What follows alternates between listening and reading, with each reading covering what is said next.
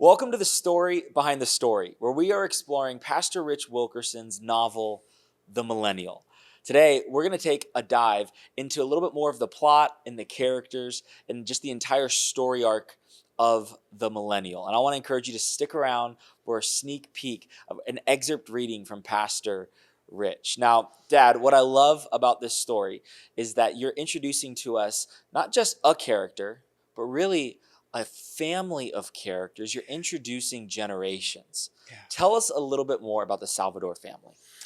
Well, you got to realize, Taylor, that when you are a patriarch, and I didn't know this until I got really old. Until you became one. And we said last time on our previous presentation that the first theme of the book is God answers prayers. Yeah. God answers all prayer.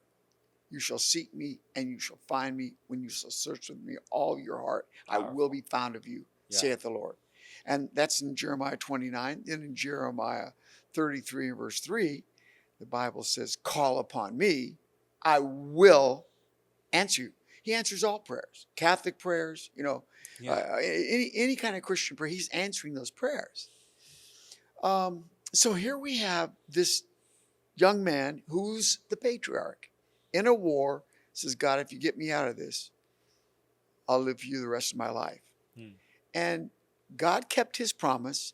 And this young man, Julio Salvador, keeps his promise. And in so doing, he begins praying what I call long prayers for the rest of his life. Every day is a daily start with prayer. That's the way he rolls. So then business opportunities open to him. Yeah. Provision opens to him. He meets a woman, that opens to him. They get married. He has children. He and his wife is a godly woman when he meets her. That's Wow. a signal to him. Oh, I've got the right, you know what I'm saying? Then they have two sons. The sons are 20 years apart. Joaquin is the oldest son. And then the second son is Raphael. He's 20 years younger than his brother, and he's born blind. And every day, Dad's praying downstairs for his son's healing. And one day, the answered prayer comes, 9 years old. Papa, I can see. Then those guys, there's lots of story in between all this, but then those guys each marry. Wow. They have children, and on, so that all along what's happening to Julio is he's building a legacy. It's beautiful. And that's what every family wants in the world. They want a strong legacy. Yeah. They want their children to live for God. They want their children's children. And in this case, they have children's children's children. All the way to fourth generation story. Yeah. And so that's the second theme of the book. It's very, very exciting. Well, it's so encouraging. Yeah. Because so many people, I think, want a vision for what a legacy of faith, and seeing even how God answers those arcs of prayer that are answered generations later. Well, it's such a powerful story. It's an encouraging one, especially for anyone who is praying for a legacy of faith. To even see how this could play out in a family's life, it's so beautiful, it's so encouraging, and it's just faith building. That's why I want to encourage everyone watching to go pick up a copy of The Millennial. It's available on Amazon, on Audible if you want to listen to it. It's so powerful. But stick around because we're actually going to listen to an excerpt from Pastor Rich. Check it out.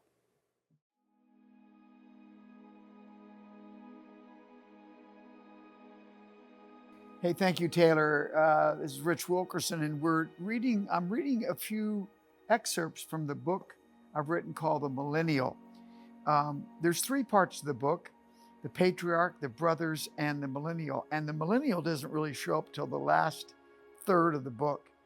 He is the great-grandson of the patriarch Julio Salvador.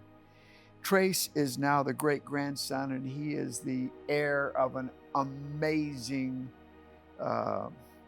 amount of money His parents were in technology, kind of like Bill Gates technology, that kind of wealth, and wine in the Napa Valley. So he's the great grandson. He's heir to so much stuff, and he is a wicked young man. He's on the cover of the book.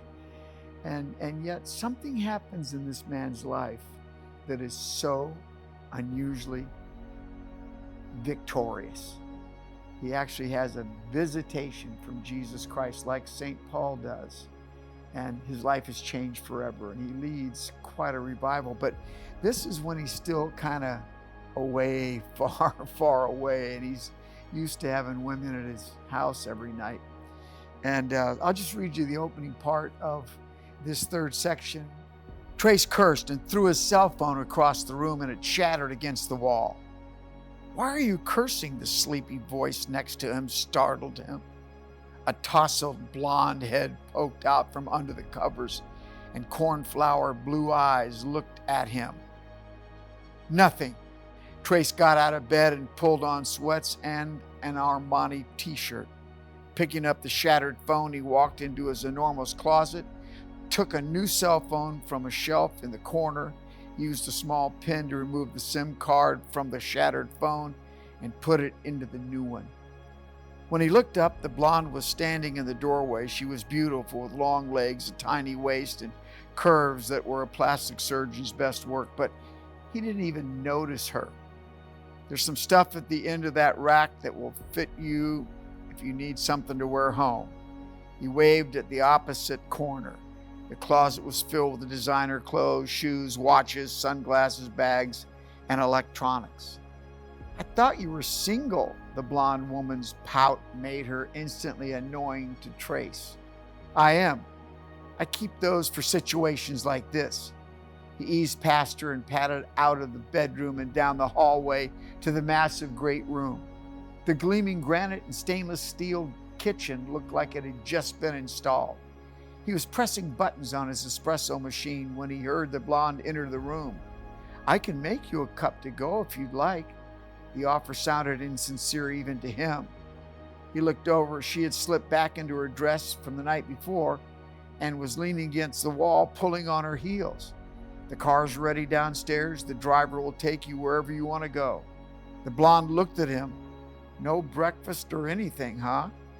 Guess your reputation isn't an exaggeration." He raised an eyebrow. "No one forced you to come here, sweetheart.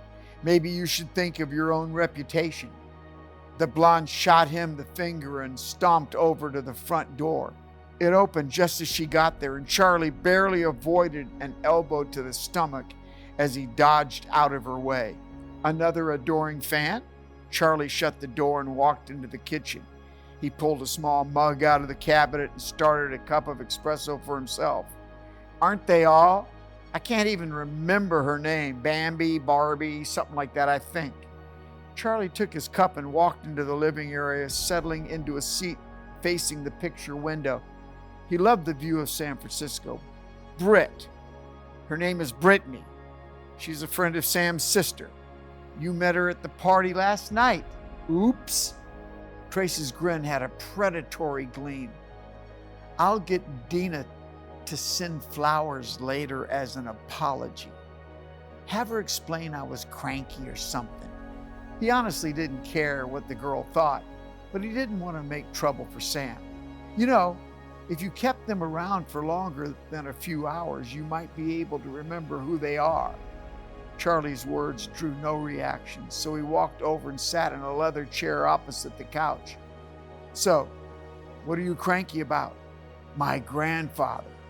I was trying to withdraw extra from my trust fund for an investment deal, and he told the attorney no.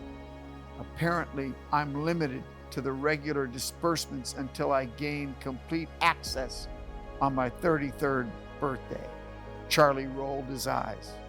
"Honestly, man, like you even need it. What did you make from investments last year? It had to be in the millions." "It was.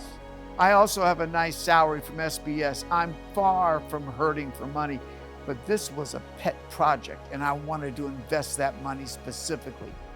Grandfather knew that. That's why he said no.